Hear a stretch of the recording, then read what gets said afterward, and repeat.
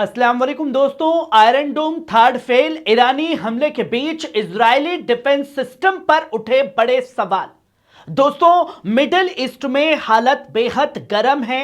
Social media पर ऐसे कई वीडियो और दावे सामने आ रहे हैं जिनमें यह कहा जा रहा है कि ईरान की तरफ से हुए मिसाइल हमले के दौरान इजराइल का मशहूर air defence system third Iron Dome कई जगहों पर मिसाइलों को इंटरसेप्ट करने में पूरी तरह नाकाम रहा है। कुछ फुटेज में आसमान में लगातार धमाके और जमीन पर गिरती मिसाइलों की तस्वीरें दिखाई दे रही हैं। दावा यह भी है किया जा रहा है कि ईरानी मिसाइलों की बड़ी संख्या और अलग अलग दिशा से एक साथ हमले की वजह से सिस्टम पर दबाव बढ़ गया और पूरी तरीके से ईरानी मिसाइलों के आगे थर्ड और आयरन डोम पंगु बन गया। कंप्लीट फेलियर यानी पूरी तरह से नाकामी की आधिकारिक पुष्टि अभी तक इजरायली हुकूमत की तरफ से नहीं की गई है, लेकिन इतना जरूर है कि बड़े पैमाने पर हुए हमले ने डिफेंस सिस्टम की पूरी तरीके से पोल खोल करके रख दी है। जो कहते थे कि साहब देखिए परिंदा पर नहीं मार सकता, वहां ईरान की मिसाइलें गिर रही हैं और तेल अवीव बेंजामिन नेतन्याहू का दिल आज तबाह हो रहा है। वहीं आप ये दूसरी वीडियो देखिए, ईरानी मिसाइलों से जगमगाया इजराइल का आसमान। मिडिल ईस्ट में लगातार तनाव बढ़ रहा है। दोस्तों, सोशल मीडिया पर इस वक्त जो वीडियो सामने आ रहे हैं उनमें इजराइल का आसमान तेज रोशनी की लकीरों से भरता नजर आ रहा है। दावा यह किया जा रहा है कि ये ईरानी मिसाइलें हैं जो रात के अंधेरे में आसमान को चीरती हुई आगे बढ़ रही थी और एक एक कर तेल अवीव पर कहर बरपा रही थी। कुछ फुटेज में लगातार इंटरसेप्शंस के धमाके भी दिखाई दे रहे हैं, यानी डिफेंस सिस्टम उन्हें रोकने की कोशिश कर रहा था, लेकिन आसमान में एक साथ कई रोशन ट्रेलर्स ने पूरे इलाके में खौफ और बेचैनी पैदा कर दी। सायरन बजने लगे, भगदड़ मचने लगी, उससे पहले कुछ होता कि धमाके हो गए। अगर ये मिसाइलें वाकई ईरान की तरफ से हैं तो ये टकराव का एक नया और खुला चरण हो सकता है।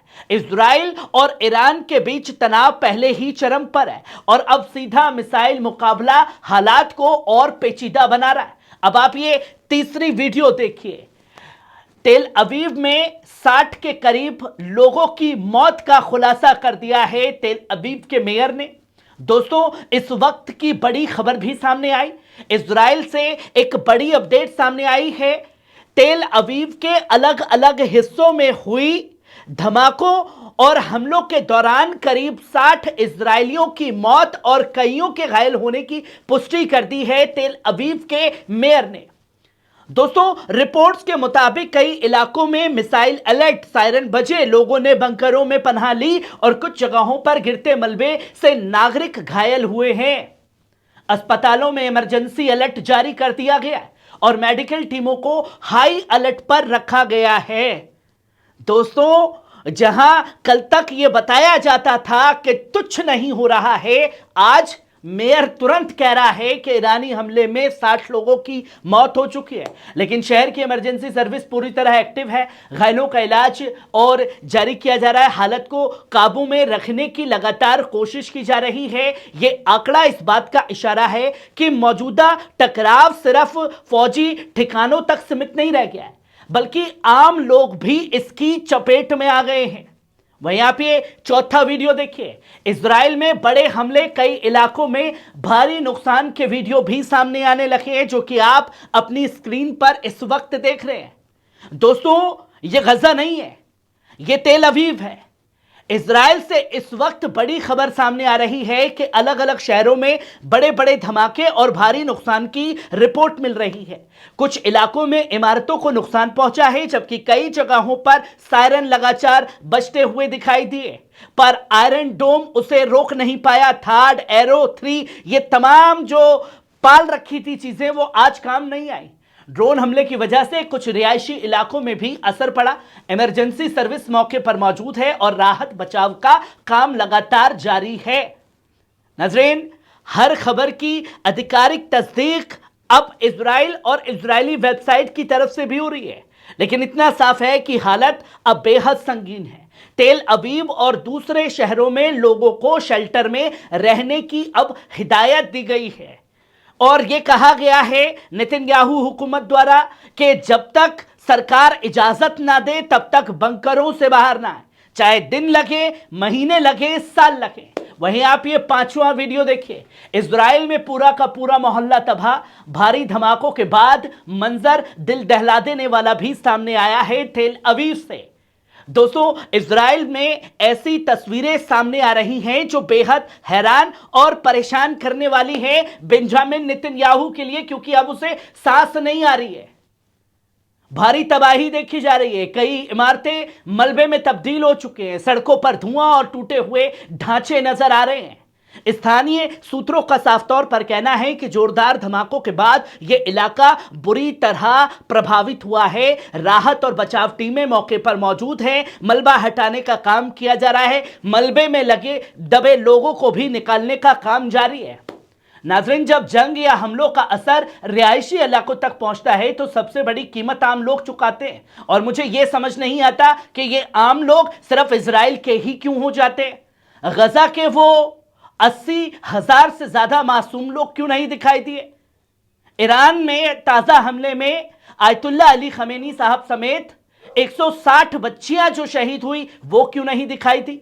अब आप ये 6वां वीडियो देखिए।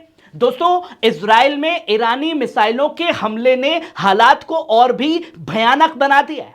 ताजा रिपोर्ट्स के मुताबिक बार बार दागी गई बैलिस्टिक मिसाइलों ने तेल अवीव समेत कई हिस्सों में ढेर सारी इमारतों को ध्वस्त कर दिया है, जिससे सड़कों पर वाहन पलट गए हैं। मंजर बिल्कुल तबाही जैसे नजर आ रहे हैं। राहत और बचाव टीमें लगातार इलाके में मुस्तैद है। मिसाइलों की टक्कर से दीवारें गिर गई हैं और लोग जख्मी हुए हैं, मौतें हुई हैं। कई घरों और दुकानों पर बुरी तरह से तहस नहस कर दिया गया है, जबकि मकानों के आसपास धुएं का गुब्बार फैला हुआ है।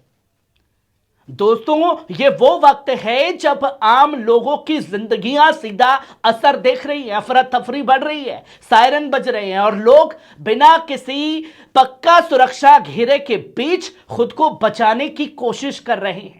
ना डोनाल्ड ट्रंप काम कर रहा है, ना बेंजामिन नेतन्याहू और उसके परिवार के लोग सेफ हो सकते हैं, क्योंकि आज ही खुलासा हुआ है कि नेतन्याहू भी हमले में या तो मारा गया है या घायल है, जो तस्वीरें छुपाने की लगातार कोशिश की जा रही है।